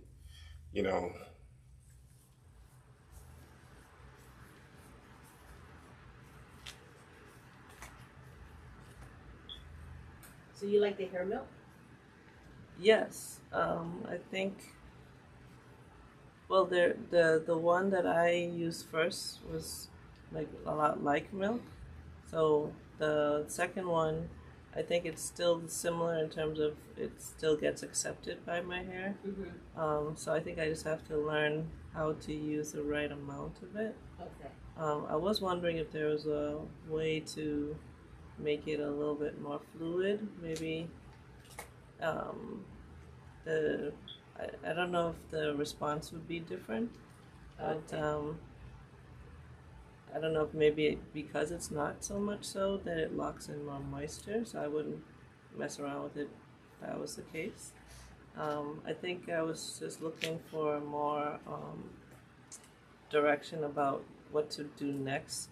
It's like the water, check, milk, check, and then what to put on it to seal it if I need to. And maybe I don't. Maybe I can just use that and... So you said the hair pony was just, the sealant was too heavy?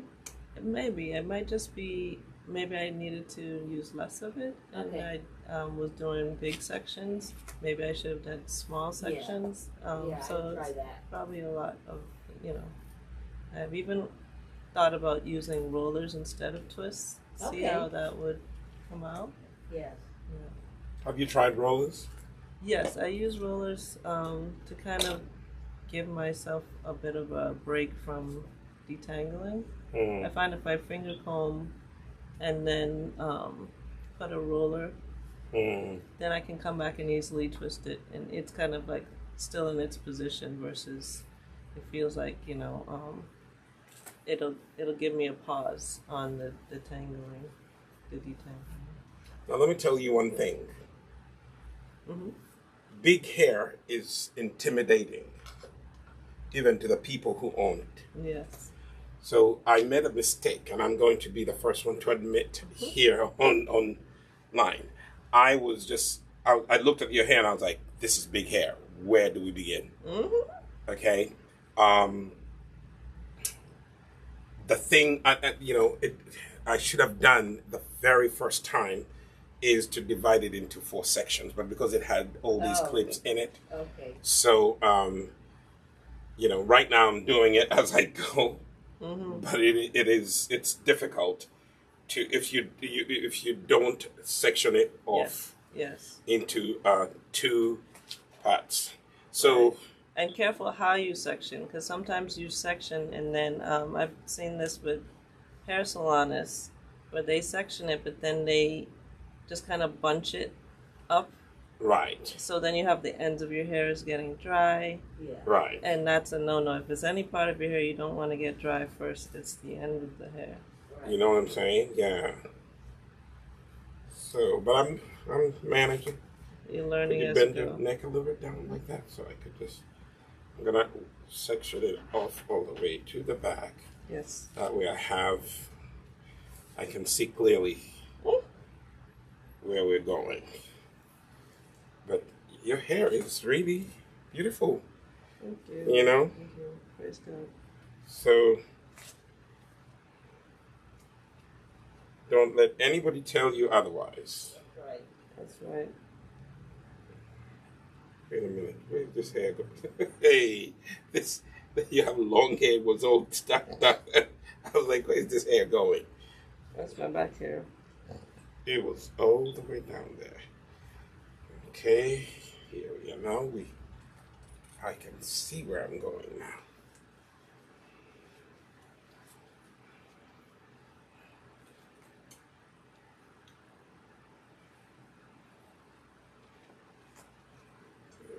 Just get it here. Yeah. Now we can get this one here.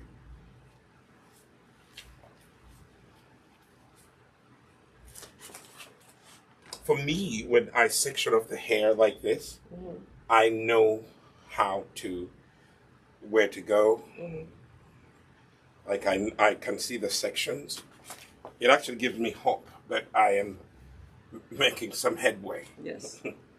But when you have it, in different directions, it becomes difficult. So here I may have to undo because I need a good line. I'm not so good at lines, y'all, but I'm gonna try. My lines are going to be very artistic. They have curves. My wife is laughing because I do the same thing. she has seen I'm my. impressed with those people that can make absolute. Yes, what's up with those people? They are so good. By the way, I make product. I'm not a hairstylist. I just know a little more about hair. I may have to go back to school to do hair. But since I did tracking, I might as well go back to hair. But I don't want to go to the regular, schools. They'll just teach me the way that I don't want.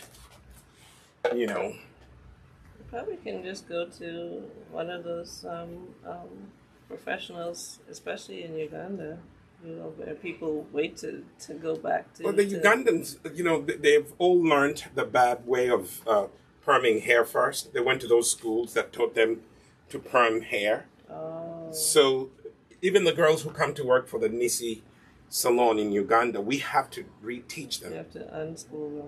We have to unschool them. That's a word, actually. Yes. We have to unschool them and tell them, no, that's not how we do it. Yeah. I'm thinking about the braiders, the ones who really know their Some of the stuff. braiders, yes, they do a good job. Yeah.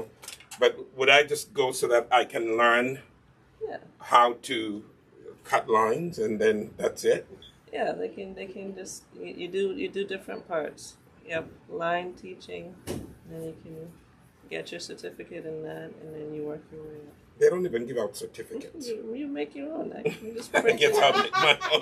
You put it up there. You let them sign it. It's for like you. yesterday you you sent me a thing, teacher of the year. I was like, where did you? I am not the teacher of the year.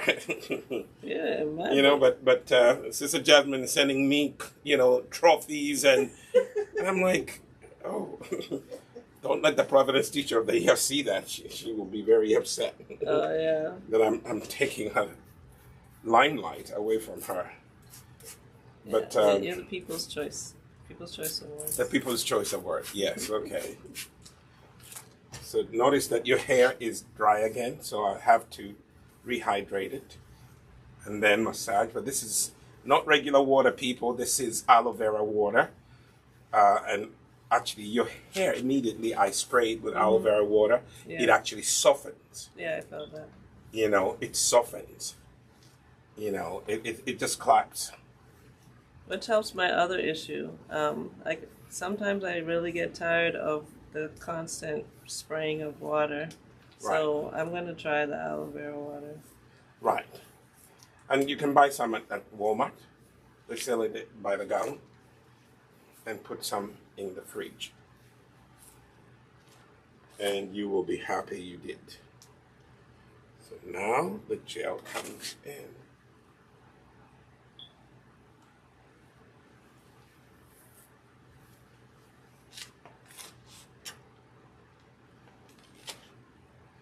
So one thing that I've discovered is that Sister Jasmine low porosity hair is responding to the Flexicra.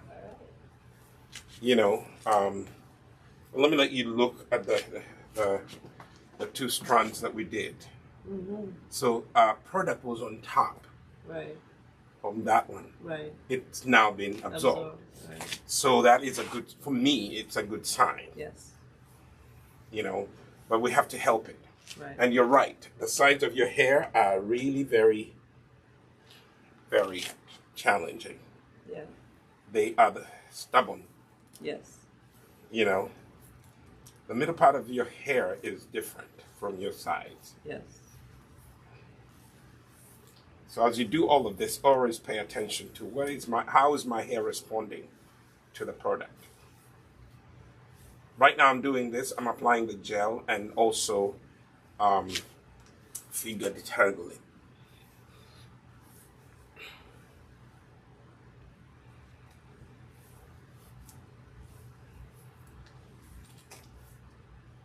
So we have been on for almost how long? 1 hour and 47 minutes.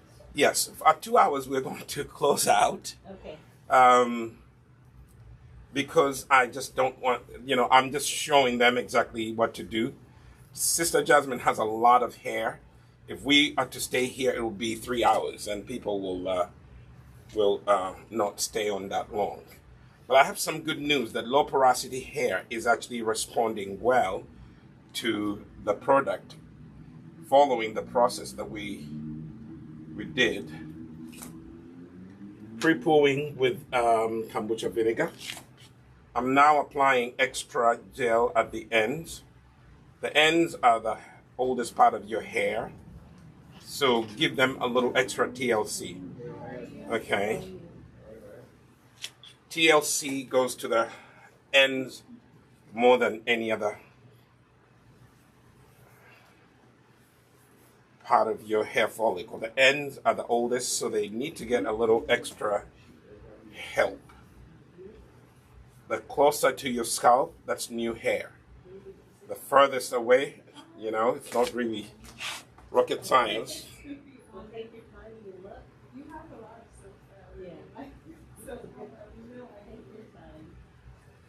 How about clear face?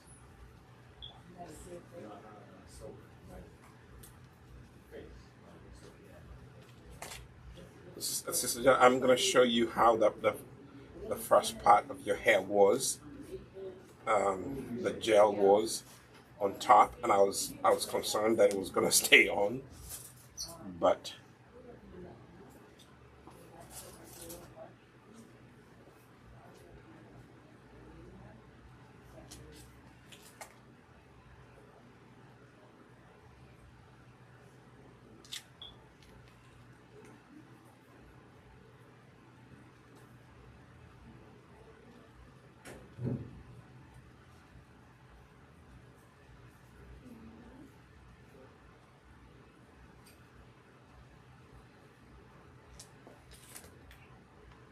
So you see how the gel is on this one? Mm-hmm. That's how this one was, this front one. Okay. But it absorbs as time goes on. It's just absorbed. Now what do we do here? Okay, we have this one. This is yes, this is going to be a middle part. I love the middle part. Easier to work with. Spray, aloe vera water. Aloe vera is very good. I mean, right now I'm not going to get into the details of the benefits of aloe vera water for natural hair. You know, if you want to find out details, just Google it. Benefits of aloe vera water for hair. You will be surprised.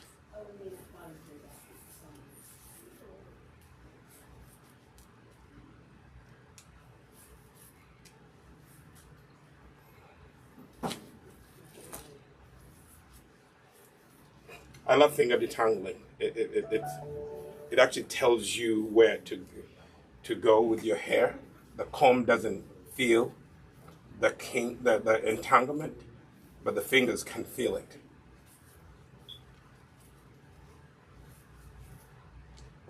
And now,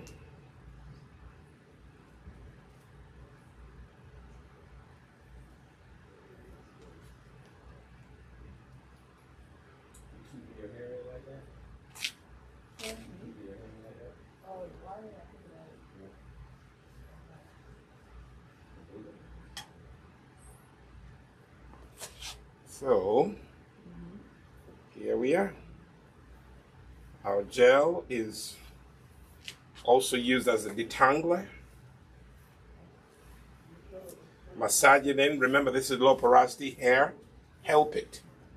The more you massage, the more actually the hair follicles open and receive what you're trying to apply on low porosity hair. Some other people will tell you otherwise, but for me, I go by what I see. Every time I've dealt with low porosity hair, it has been always helped if you massage. Now this is less hair, but it's a little more entangled in the middle. I think it's because when you twist it and you leave the outsides out, it gets really dry. Okay. So if you twist it and somehow get the ends to kind of stay tucked in, that might be the best thing. Right, but look, it's curling properly. Yes.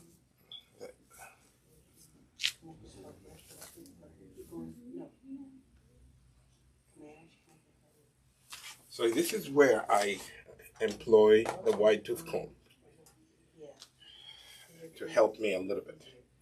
But there's not much work to do because finger detangling has done the job. You see that? It's just going through. Beautiful. It's begging for a little more moisture. So that the FlexiCry is also a moisturizing, it's mostly a moisturizing gel. It's not really for holding down your edges like the Eco Styler is. They put Kaboma in it so that your edges could stay down. The other one that you used is, I don't know which one you said you used, the FlexiFlex. The FlexiFlex is actually one that's designed to hold down your edges, and it makes the hair harder for some people.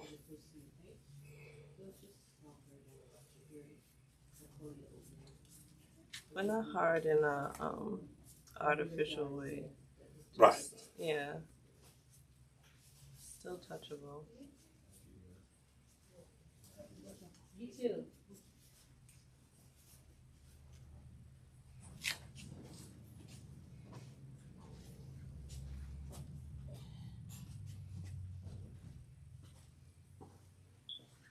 You don't like your cushion? You don't want to use your cushion? Your foil cushion?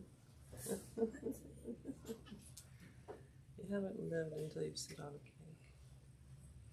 Well, what was the guy asking you about your hair? Oh, he was asking if I was gonna keep it in. He thinks they're sister locks or something. Well, there's a better way. I think Them sister everybody's locks. figuring out. That's what I'm saying. Them sister locks, they everybody's pay. wondering. Later on, they pay. They look good for a minute, but I don't know why every person is running to that. Mm. It's going to be. I think I mean, well, people do it so that they don't have to. Yeah, and most people are trying to find a way not to have to do their hair. Yeah. Well, But they just don't want to I think it's also because of the in-betweens. You feel so unacceptable in your appearance. Yeah. But also, just like all of these products, Sister Locks is for a hair type. For example, we have friends who couldn't get their hair to lock, and that's ultimately what they wanted. Right. So they figured out the size that was the best thing for them, but it's their hair type. It works better for them, and even because of their hair type, even Sister Locks is no match. It would still loosen out if they don't have that same person to kind of redo it every once in a while. Right. So it's not. It probably wouldn't be the best thing Come on, for help me. Studio assistant. Yeah, I know. When I used to get thin braids, Mm. I just found that when I took them out, it just did a lot of breakage. Yeah. In my hair. Yes, you can't do the it weight, for a long time. Yeah, and the weight You of the have hair. If another I got long braids, the weight was just yeah, I so have much chicken on my wings. scalp. Mm. And, Well, even with your own hair, if you did it in very fine, because I did that a couple times, and I always forget how much trouble it is. If you take the time and did a lot of little ones with your own hair and no extensions, Okay. it would still have the same This in effect here. if you're trying to Well, go she doesn't give between. it to me. Well, it's different, I think, if you wanted to dread your hair and you wanted to leave it that way.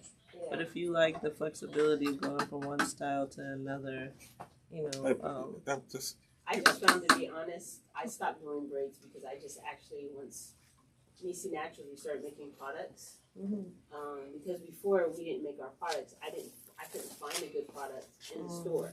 I tried Can2 products. I tried Pink Moisture. Remember the Pink Moisture? yeah, I didn't get into that one, but I've seen it, yes. And I tried. was it pink? Yeah, it was pink. Look like Pepto-Bismol. Yeah. Okay. And I would try different ones, and it just seemed to weigh my hair down.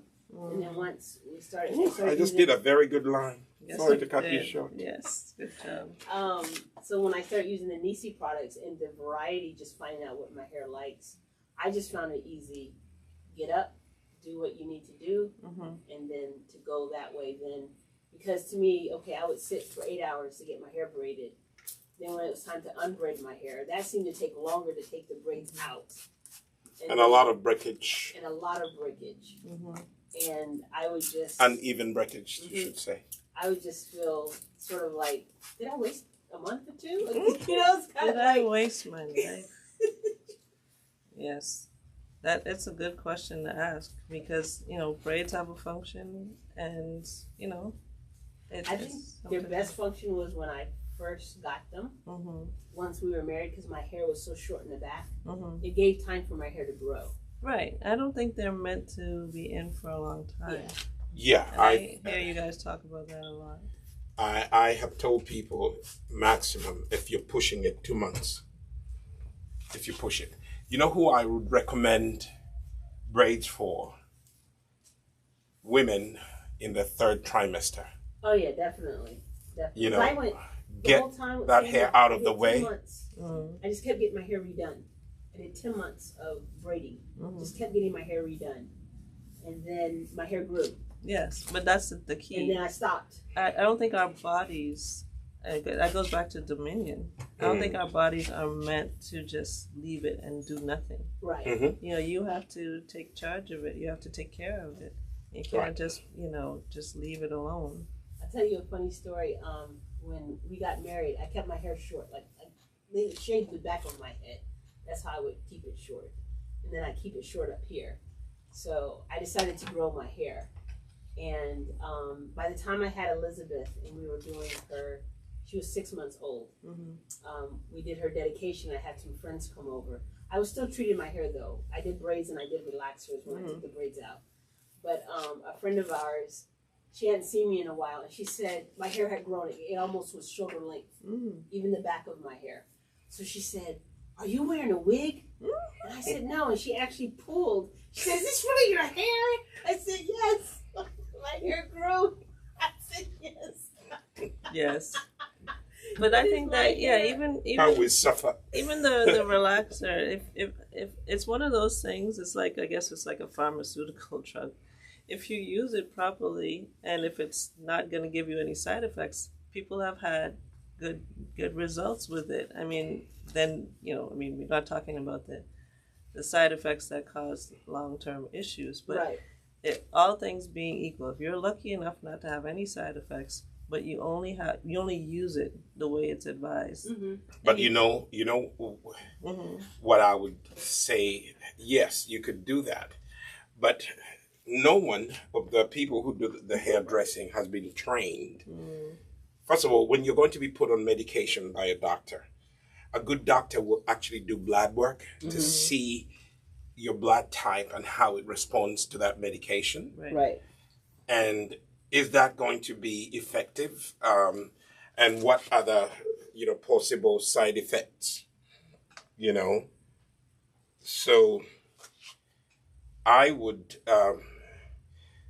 think that it would be good if they if hairdressers were trained. The minute you're going to apply relaxer, do blood work. Are you more susceptible to getting cancer? Right. Or not? Is your hair going to fall out?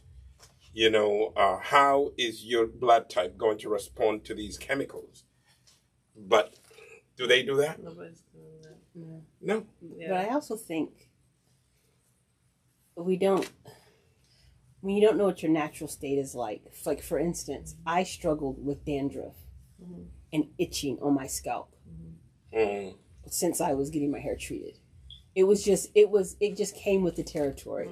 I would just be, and then of course, if you're about to get a relaxer, you can't scratch your head. So I would suffer, but I would get dandruff so bad. And I would try different products. And my scalp was always feeling irritated. But once I went natural, after a couple of years, I said, you know what? I don't have the scalp issues that I used to have. Yes. Because sometimes we only think of our hair, but we don't think of our scalp. That's right.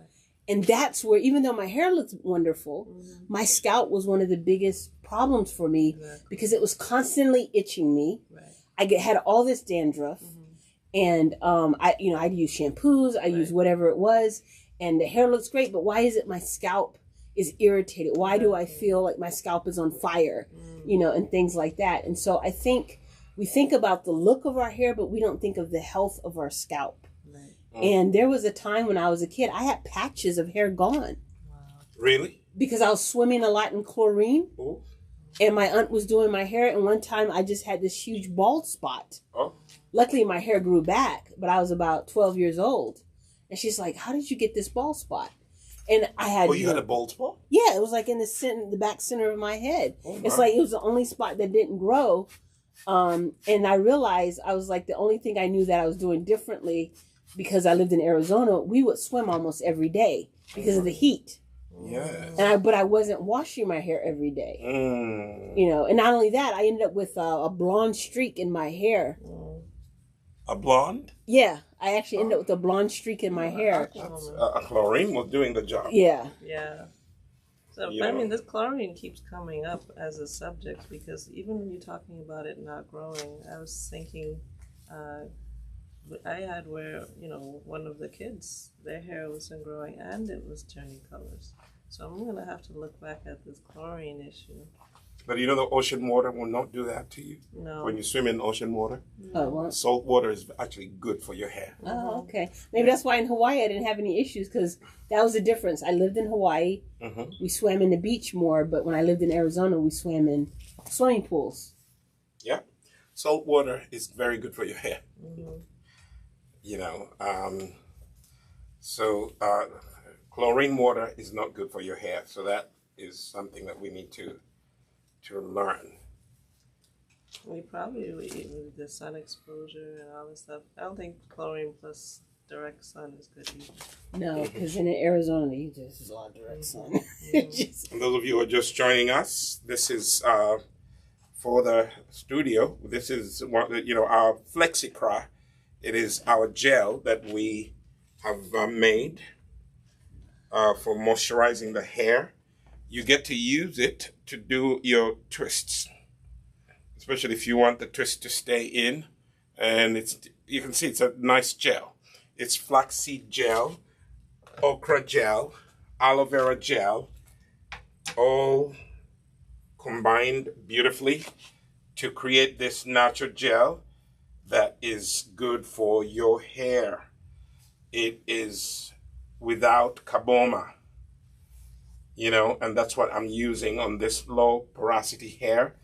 And as far as I'm, looking, it is actually looking good. Yes. Sister Jasmine will be the judge after she's able to see the mirror. She's going home with this hair, so she'll be the one that tells us. As soon as I got out there, my hair stood on the head, and it was frizzy. Now, do you feel that it's heavy on you, or it's not? It doesn't feel heavy. Okay. It doesn't. It actually, what I was worried was it was not going to. I'm just going to try one thing, if you don't mind. Elizabeth, give me one of those cloth bands, because for me, I don't like puffed up, two strand twists. Get me one. I'll just try it. For me, I don't mind. Well, for you don't mind, but I just want to. You want to see what it looks like.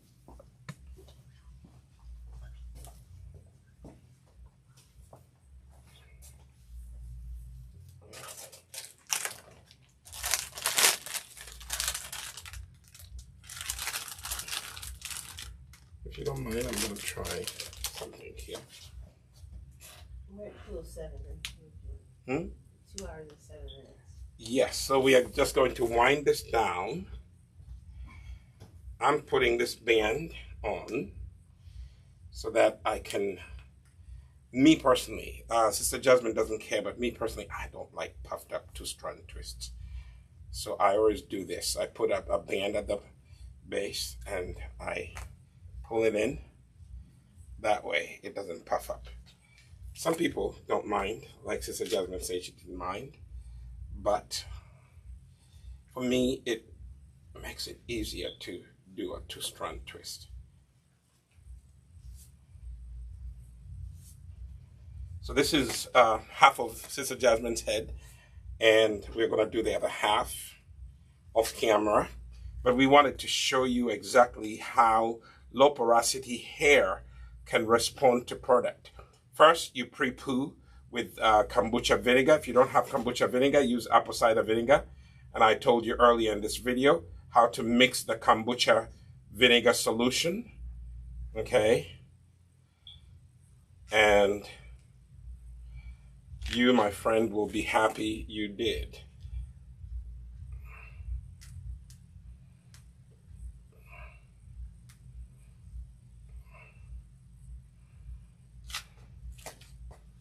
Better? So now, this is one side. And tomorrow you just have to hydrate your hair. This is just one side. Tomorrow, if you want, you can actually take it out and, So thank you so much for watching and learning with us. So we're going to work on the other half of the hair.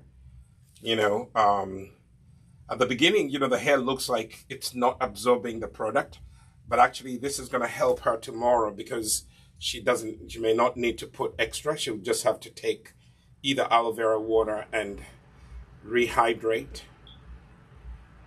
I'm just trying to gather this. Let me just let it be.